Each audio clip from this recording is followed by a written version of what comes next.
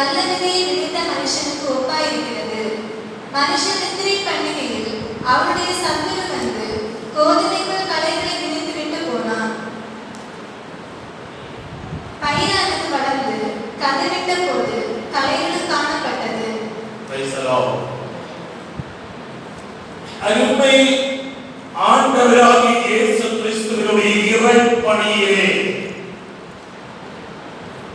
அநேக உவமைகளை ஆண்டவர் சொல்லுகிறதை பார்க்க முடிகிறது. இந்த வேத பகுதியில் வேறொரு உவமை அவர்களுக்கு சொன்னார். பரலோக ராஜ்யம் தன் நிலத்தில் நல்ல விதையை விதைத்த மனுஷனுக்கு ஒப்பாயிருக்கிறது. மனுஷன் நித்திரை பண்ணுகையில் அவருடைய சத்துரு வந்து கோதுமைக்குள் களைகளை விதைத்து விட்டு போனார். கழிந்த நாளில் ஜெபித்துக் கொண்டிருக்கும் போது இந்த வார்த்தையை பேச சொல்லி கர்த்தர் பேசுறதா இந்த வேலையிலே உங்கள் மத்தியிலே இந்த வார்த்தையை வைக்கலாம் என்று வாசிக்கிறேன்.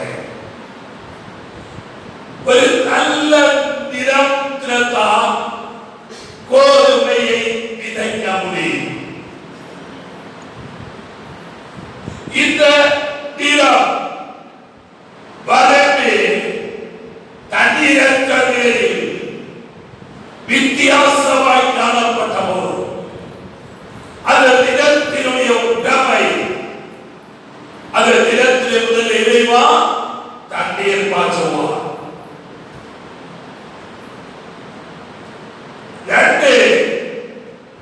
அதை நன்றாக உழுவார். அதனுடைய கட்டைகள் எல்லாத்தையும் உடைக்கிற அளவிலே செயல்களை செய்வார். இதெல்லாம் செய்து நல்ல நிலமலை மாறும்போதுதான் அந்த நிலத்திலே வித்து விதைக்கப்படுகிறது. பாவத்திலும் அக்கிரமத்திலும் சாபத்துக்கும் அடிமையாயிருந்த நம்மை கொஞ்சம் சொல்லுகிறேன். கோபம், குரோதம், சாத்தியம் இவ்விதமான பாவத்தன்மைக்கு சொந்தமாயிருந்த நம்முடைய இதயத்தை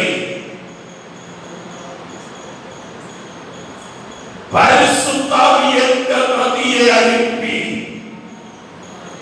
அதை நன்றாக செயல்படுகிற அளவிலே வைத்து வசனத்தை கலப்பையால் அதை உழுது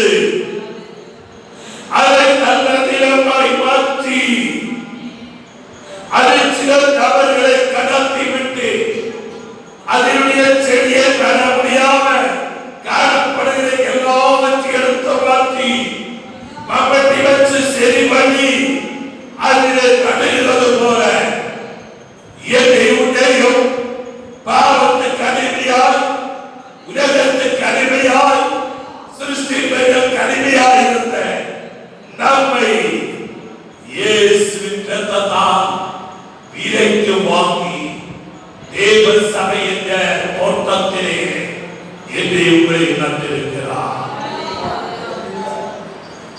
இந்த நிலம் நல்ல நிலம்தான். அந்த ஒரு கோதுமையை அதிலே விதைத்த விதையும் நல்ல கோதுமை தான். லேவியா லேவியா இந்த பரிசு நித்திரை பண்ணுகையில் அவருடைய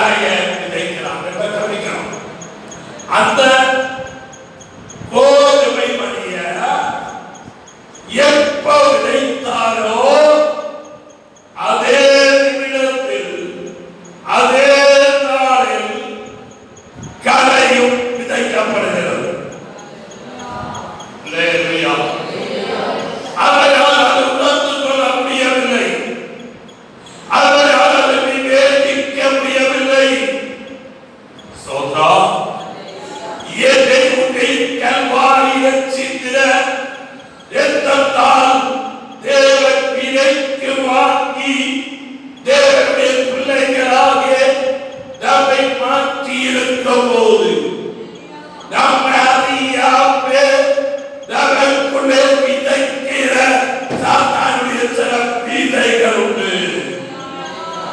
அல்லேலூயா. அது இந்த கோதுமைக்குள்ள விதைத்த விதை உடனே தெரியல, அது விட்டப்பதான் தெரியும் அது கடையுது.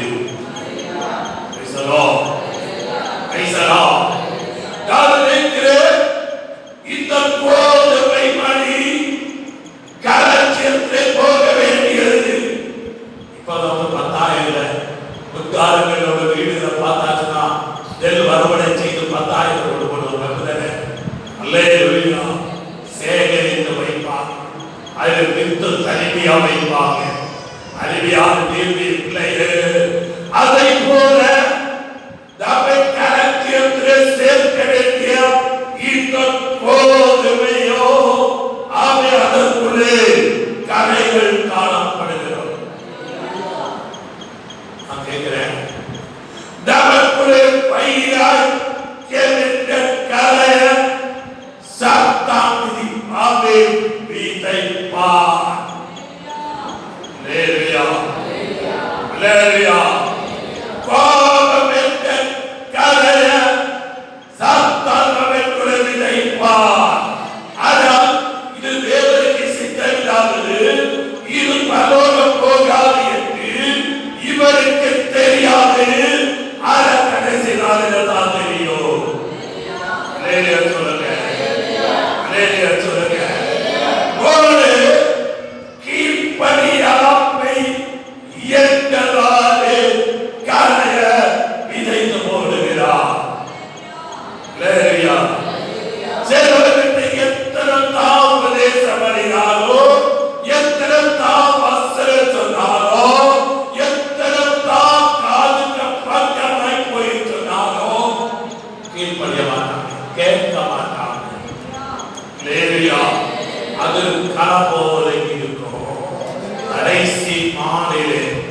அறுவடை செய்கிற நாளிலே தம்முடைய மனவாட்டியாகிய சபையை மத்தியாகத்திலே சேர்க்கிற நாளிலே தான் நீ கண்ணீரோடு காத்திர வேண்டிய ஒரு சூழ்நிலை வரும். அல்லேலூயா. அல்லேலூயா. அவன் என்னுடைய ஒரு கேள்வி, இந்த கீழ்ப்படியாமையும் பொறாமை, அல்லேலூயா, எல்லாத்துக்கும் மேலானது தாய்ந்தது பொறாமை, வைராக்கியம், கோபம், சண்டை, மார்க்க வேதம், இப்படி சொல்லிட்டே போகிறோம். இப்படிப்பட்ட சரக்குகளை நீ அறியாமே ஒரு இதயத்துக்குள்ளே சாத்தான் விதைக்கிறான். அப்பா, நீ தூங்குகிற வேளையில், நீ தூங்குகிற வேளையில், அதனால தான் இயேசுநாதன் இந்த உலகத்தில் இருந்த போது சொன்னார், நீங்கள் விழித்திருந்து ஜெபிக்கணும். ஒரு விழிப்பு தன்மை தேவை. அல்லேலூயா. அல்லேலூயா. நான் கேட்கிறேன், நீ பேசும்போது, நீ எதிர் ஜனங்களுக்கு எதிராக பேசும்போது, நீ ஜனங்களுக்கு எதிராக கூடி நின்று கூட ஆலோசனை செய்யும் போது நினைக்கணும், இது தெய்வீகமா இல்ல பிசாசு வியாபாரமா? அல்லேலூயா. அல்லேலூயா. அல்லேலூயா. ஒரு தடவை ஒரு பஜாரில் நின்று கொண்டிருக்கிறேன். ஒரு அன்னை சகோதரர் கையிலே அருவாய் இருக்கிறார். ஒரு ஊழியக்காரருடைய பெயரை சொல்லிவிட்டு அவரை எதிரப்பட வந்தார். அல்லேலூயா. அவர் என்னை பார்த்துட்டார். எல்லாம் சொல்லிவிட்டு இத்தனைக்கு ரசிக்கப்பட்டு பின்மாற்ற திறப்படுறார். அல்லேலூயா. பயங்கரமா குரோசமா இருக்கிறார். அதே டைம்ல அந்த ஊழியக்காரர் பைக்ல சொல்றோம் பக்கமா வந்தார். அல்லேலூயா. இந்த ஊழியக்காரர் கண்டோட மடிப்பெல்லாம் அழிச்சு போட்டு, பாஸ்டர் சோதனம் நல்லா இருக்கலாம். அல்லேலூயா.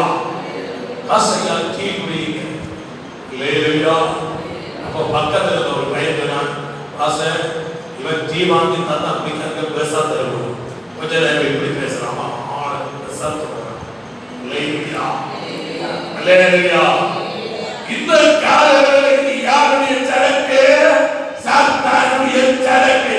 நீ ஆவிக்குரிய வாழ்க்கையில வளர முடியாதபடி இவ்விதமான சுபாவ தன்மைகள் நம்மை அறியாம நமக்குடைய சாத்தான் கனவோடு விதைக்கும் போது தேவனுடைய வசனத்துக்கு கீழ்ப்பட விட மாட்டான், தேவனுடைய வார்த்தைக்கு கீழ்ப்பட விட மாட்டான், ஆராதிக்க விட மாட்டான். பல நிலையில் உன்னை பின்னாக இருந்து கொண்டிருப்பான். அப்போஸ்தலர் நடவடிக்கைகள் 20ஆம் அதிகாரம் அப்படி 29-30 ஆகிய வசனங்கள்.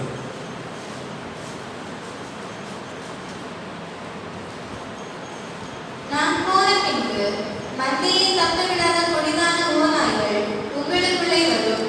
உங்களிலும் சிலர் எழும்பி சீஷர்களை தங்களிடத்தில் இழுத்துக் கொள்ளும்படி மாறுபாடானவைகளை போதிப்பார்கள் என்று அறிந்திருக்கிறேன்.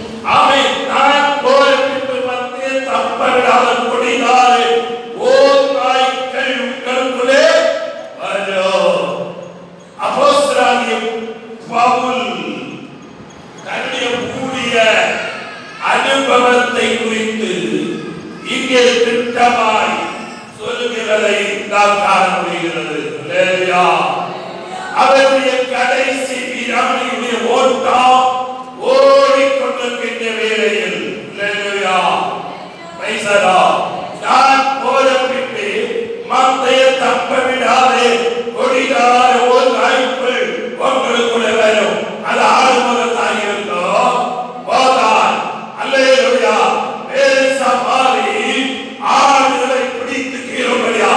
நான் கேட்கிறேன், சிலவங்க பக்கமா வருகிறது உன்னுடைய ஆவிக்குரிய வாழ்க்கை தரிசனத்தை தகர்க்கிற நிலையில உனக்கு பக்கமாய் கடந்து வரும்போது நீ மிகுந்த ஜாக்கிரதையோடு கூட இருக்கணும். அது மட்டுமல்ல, பவுல் கீழே சொல்கிறார், உங்களில் சிலர் எழும்பி, அல்லேலூயா, ஒருமித்து ஆராதித்தவங்க, ஒருமித்து அங்கவாசம் சொன்னவங்க, ஒருமித்து நின்று கையடிச்சவங்க, ஒருமித்து நின்று அங்கவாசையில் ஆராதித்த அவங்களில் சிலர் எழும்பி, அல்லேலூயா, அல்லேலூயா, சீசர்களை தன்னிடத்தில் இழுத்துக் கொள்ளும்படி மாறுபாடானவைகளை போதிப்பார்கள் என்று அறிந்திருக்கிறேன். அல்லேலூயா, அல்லேலூயா. இப்போ பவுலோடு கூட நின்று செய்யப்படுகிற இயேசுவினுடைய சீசர்களை உபதேசத்தை கைக்கொள்ளாத, சத்தியத்தில் நிற்காத சில ஓநாய்களை போன்ற சீடர்கள் வார்த்தைய அடிப்பிடாமைய போல கடத்தி விட்டு அவங்க விசுவாசத்தை, அவங்க ஜெபத்தை, அவங்க ஆவிக்குரிய வாழ்க்கைய தகர்த்தப்படும்படியா, தேவனோடு உடன்படிக்கைய தகர்த்தப்படும்படியா மாறுபாடானவைகளை போதிப்பார்கள். அல்லேலூயா, அல்லேலூயா. உள்ளே இருக்கவர்களை தாராதிப்பார்கள், வெளியே போற போன அவருடைய சுபாவம் மாறும். சொன்னது சரியில்லை என்று சொல்லி கலைய அந்த வித்த ஒரே கூட விதைப்பான். ஆமை விதைப்பான். இந்த பகல் வேளையில் நீ ஜாக்கிரதையாக இருப்பதற்கு, நீ ஜாக்கிரதையாக இருந்து மரத்திருப்பு. அல்லேலூயா, அல்லேலூயா, அல்லேலூயா. இங்கே பவுல் சொல்கிறாரே, தங்களிடத்தில் இழுத்துக் கொள்ளும்படியா, தங்களுக்கு பேர் வரும்படியா. இப்போ ஒரு நபர் ரட்சிக்கப்படும் போது ஆண்டவருடைய வசனமாகிய விதை அவருக்கு உள்ள புகுத்தப்படுகிறது. அல்லேலூயா. வேற ஒன்றுக்கு நீ இடம் கொடுக்க கூடாது. வசனத்துக்கு புறம்பான ஒரு காரியத்தோடு சொன்னார், அதை எஸ் சொல்லக்கூடாது.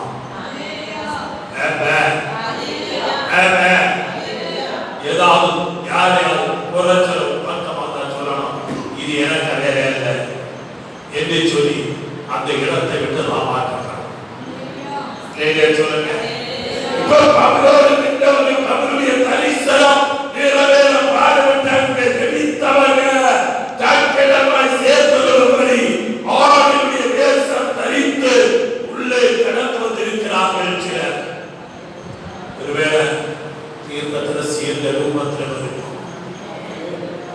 ஊழியக்காரன் என்ற போர்வையிலே வருவான்.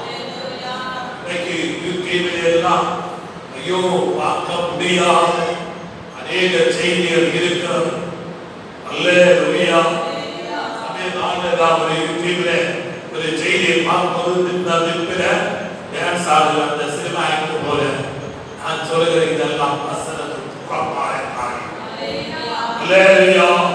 சத்தியத்தை அறிவீர்கள், சத்தியம் விடுதலையாகிற சத்தியம் வசனத்துக்கு புறம்பாய் எந்த காரியத்தையோ நீ சொல்லக்கூடாது. இங்க பிரசங்கிக்கிற பிரசங்கம் வசனத்துக்கு விருத்தமாக இருந்தால் நிச்சயமா நீங்க சொல்லணும் இது சரி இல்லை. தைரியமா சொல்லணும்.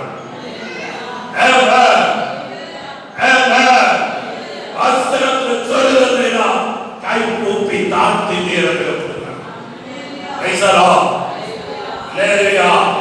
அறிந்திருக்கிறேன் ஆனவரையா, நான் 3 வருஷ காலமாக இரவு பகல் கண்ணீரோடு இடைவிடா அவரவருக்கு புத்தி சொல்லிக் கொண்டு வந்ததை இதைத்து விழித்துக் கொள்ளுங்கள்.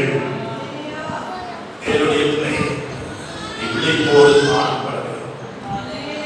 சாத்தான் கலவரைப்பார்.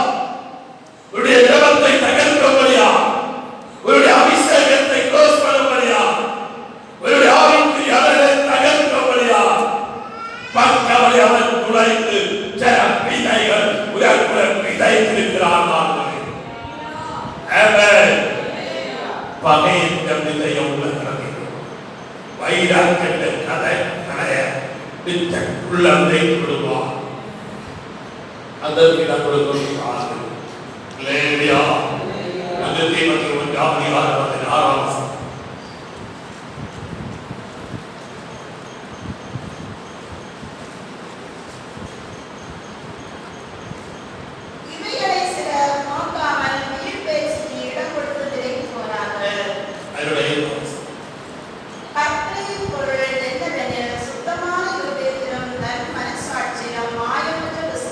ஒரு சுத்தமான இதயம் நமக்குள்ள வேணும். அவன் சுத்தமான இதயத்துக்கு நாம் சொந்தக்காராயிருந்தான். நமது இதயத்திலே வைராக்கிய சிந்தனை வருமா, கோபம் வருமா?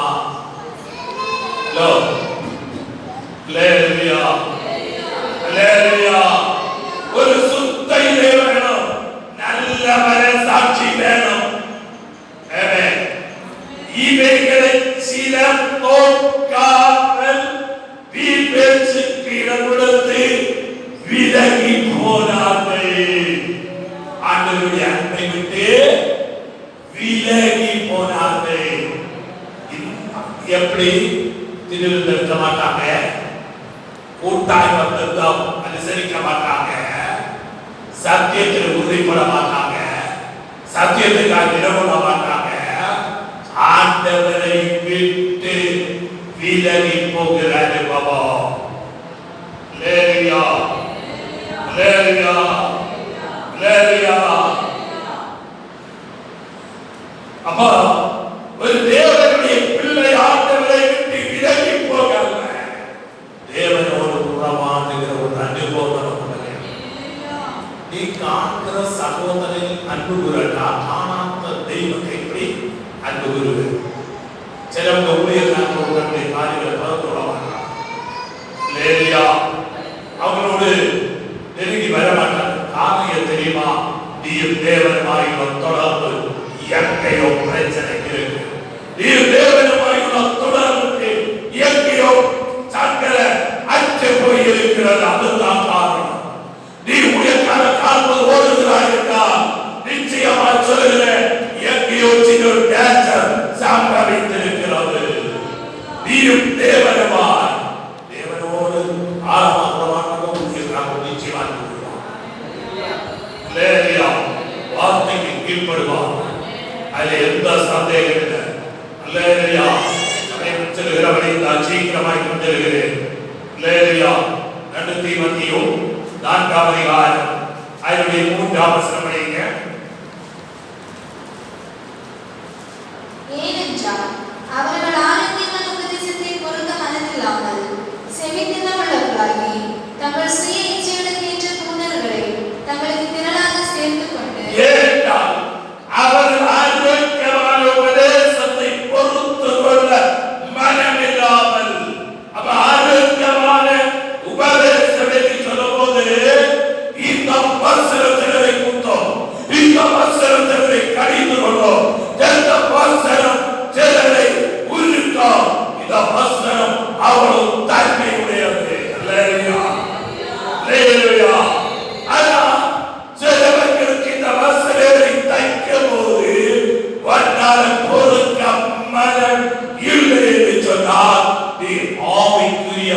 ஆவிக்குரியவன் அல்ல, பிதையோ மாமிசத்துக்குரியவன்.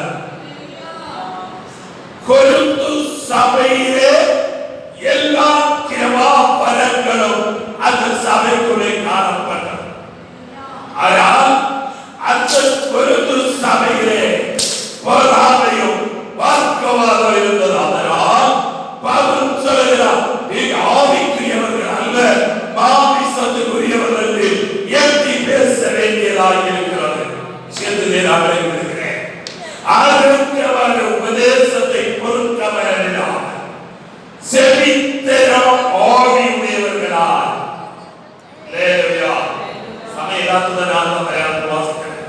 செவிட்ட தன்மை, இந்த செவிட்ட வியல போல எவ்வளவு மக்களை ஊதினால் கேட்கிறது, அது அடைச்சிடத்தை இருப்பான்.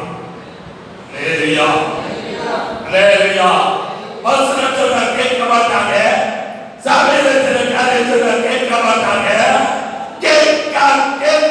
கேட்காதவர்களை போல போகிற சுபாவம் நமக்குள்ளே இருக்குமையானால் நம்முடைய ஆவிக்குரிய வாழ்க்கைக்கு அது தடை. சோத்ரா சோத்ரா சோத்ரா ஹல்லேலூயா. தங்கள் சுயேச்சை கேட்க போதர்களை தங்களுக்கு திருவாக சேர்ந்து கொண்டு ஹல்லேலூயா ஹல்லேலூயா ஆமென் திருவாக சேர்ந்து கொண்டு எல்லா ஊழியக்காரர்களையும் கம்பெனியை கொண்டு தலையை கேட்கிறார். எல்லா ஊழியக்காரர்கள் அங்கே ஓடினால் அது ஒரு பெரிய பிரச்சனையாக மற்றவர்கள் சத்தியத்துக்கு செவிய விலக்கி சத்தியத்தை செய்ய சத்தியத்தின்படி செய்ய இந்த அநேகருக்கு மனமில்லை. இந்த சத்தியம் கிரிய செய்யும் ஒரு பெரிய தீர்க்கதரிசி தேவை இல்லை. ஆட்டோமேட்டிக்கா இருக்கிற இடத்துல வந்ததான் ஆராதித்துக்கொண்டு உத்தமமான இதயத்தை இருந்தா போதும்.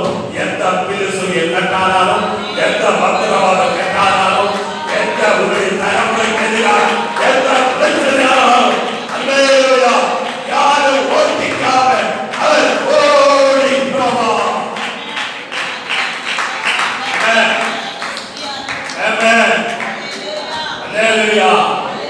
இதை சொல்லப்படுகிறது, நீயோ எல்லாவற்றிலும் மன தெளிவுள்ளவராயிரு. இந்த மகள் ஆவிக்குரிய வாழ்க்கையை குறித்து நீ ஒரு மன தெளிவுள்ளவரான. நான் யார்? நான் யார்? நான் எப்படி இருக்கிறேன்? ஆரவா வசனத்துக்குள்ள கொடுத்து ஒரு தமையோடு சுய பரிசோதனை செய்யும். ஒரு வசனம் கூட வாசிக்க மட்டும் நான் விடுகிறேன். 4ஆம் அதிகாரத்தில் 1ஆம் வசனம் வாசிக்கிறோம். 1 தீமோத்தேயு 4:1.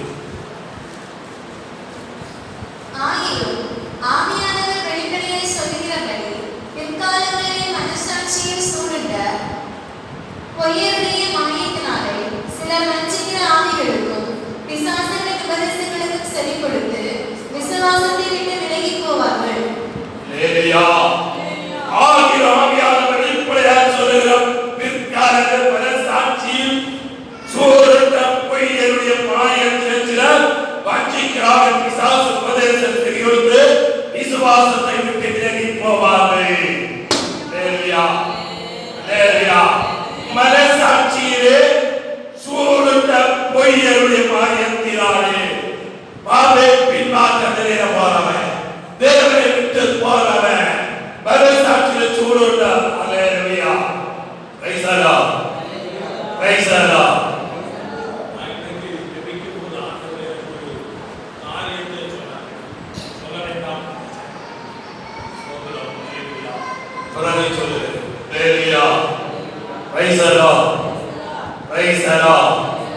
அல்லேலூயா அல்லேலூயா.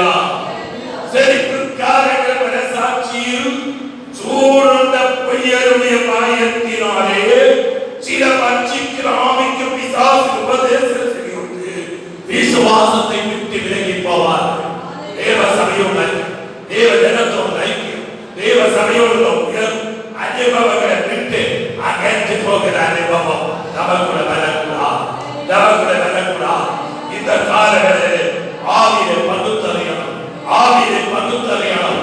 சாதாரண கலையை வைத்து கைப்ப கடத்தி விட்டு வைராக்கியத்தை கடத்தி விட்டு உள்ள ஆவிக்குரிய நல்ல அனுபவத்தில் இருந்து அகற்றி அகற்றி நித்திய நரகத்துக்கு கொண்டு போகும்படியா அவன் முயற்சிக்கும் போது சாத்தானுடைய தத்துவ வரையில் நீ அறியாமத்து போக கூடாது. இந்த மகன் அவைகளை நாம் செய்வோம். கர்த்தர் பெரிய காரியத்தை கர்த்தர் செய்வாராக.